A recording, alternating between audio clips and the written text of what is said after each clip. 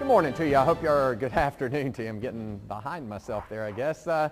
It's a nice afternoon out there. It's a hot afternoon, plenty of sunshine, a lot of humidity, and we have a heat advisory in effect again today, and I don't think this heat's going anywhere anytime fast.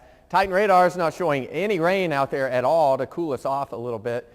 Dry weather for the PD, the Grand Strand, North Carolina. In fact, scarcely a cloud out there so far. Maybe a few clouds later on today, but as far as thunderstorms, the chance of that is going to be fairly slim. Maybe a few isolated thunderstorms later today. 88 currently in Myrtle Beach, back into Conway, already 90 degrees in Marion.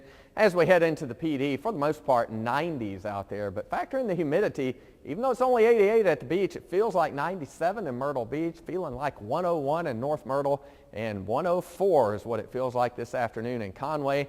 In the PD, we're in the lower 90s, 90 in Florence, 91 for Lumberton, 93 the temperature in Laurinburg. You have your share of humidity as well, so it feels like 102 already in Laurinburg and Darlington.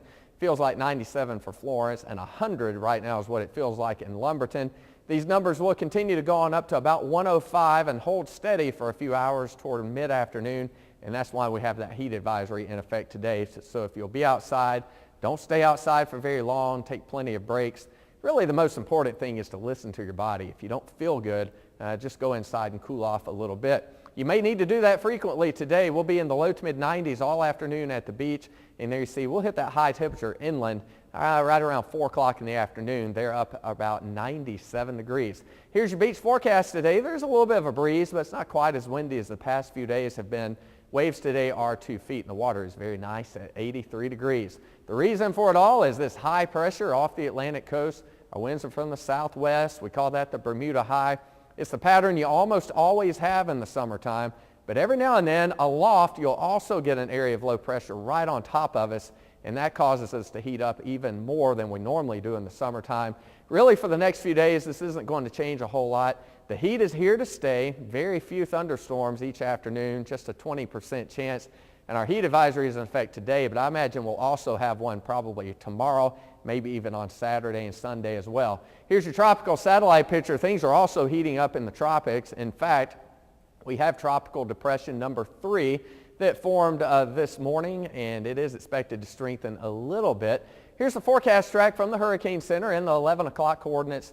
The winds were 35 miles per hour. It's moving northwest at a pretty good clip, right around 15 miles per hour. And this one is forecasted really to go pretty much through the middle of that oil spill. But the good news is it doesn't look like it'll strengthen a whole lot. Maybe just a weak tropical storm as it makes landfall sometime next week. So we'll keep an eye on that one.